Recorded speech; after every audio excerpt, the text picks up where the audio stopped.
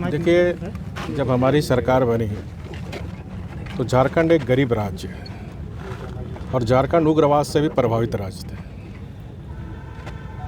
और मैंने महसूस किया कि जो हमारे नौजवान नौजुवतियाँ हैं वो रोज़गार के लिए भटक रहे थे, गलत रास्ते पे जा रहे थे, जंगल में चले जाते थे और कोई इनको बंदूक पकड़ा कर बंदूक से ही व्यवस्था बदलेगी, इस तरह गुमराह हमारे झारखंड के उग्रवाद प्रभावित क्षेत्रों में नौजवान नौजुवतियों को गुमराह किया जाता था। तो सरकार ने की जिम्मेदारी है कि जो भटके हुए नौजवान हैं उसको राज्य की मुख्य धारा में शामिल करें और इसी को ध्यान में रखते हुए जो उग्रवाद प्रभावित ज़िले हैं और उस उग्रवाद प्रभावित ज़िले में जो प्रखंड ज़्यादा उग्रवाद से प्रभावित है, आप देखे होंगे, चाहे लोहरदगा हो, गुमला हो,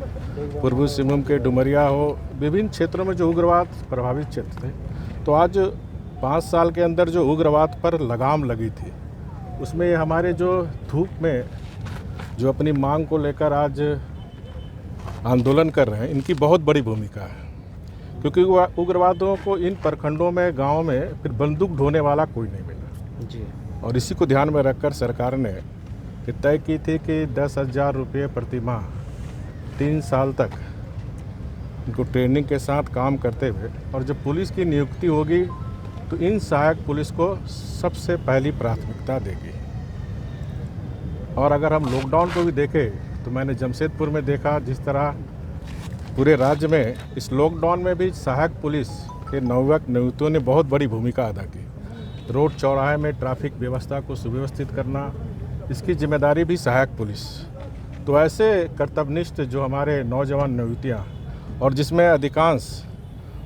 आदिवासी, मूलवासी, दलित, शोषित, वंचित परिवार के लोग हैं, और सरकार गठन करने के समय भी झारखंड मुक्ति मोर्चा और कांग्रेस के लोग ने बड़े बड़े वादे किए थे और आज भी वादा कर रहे हैं कि हम झारखंड में 3 महीने के अंदर 5 लाख लोग को रोजगार देंगे। लेकिन इस 9 महीने में एक भी रोजगार राज्य सरकार ने नहीं दी, बल्कि जो रोजगार पा रहे थे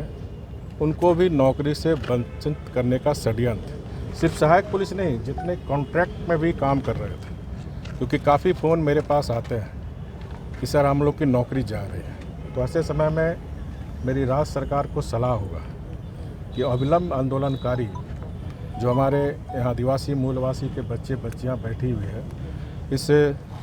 वायरल कोरोना महामारी में और वायरल का सीज़न होते हुए भी जिस तरह अपनी जान को जोखिम में डालकर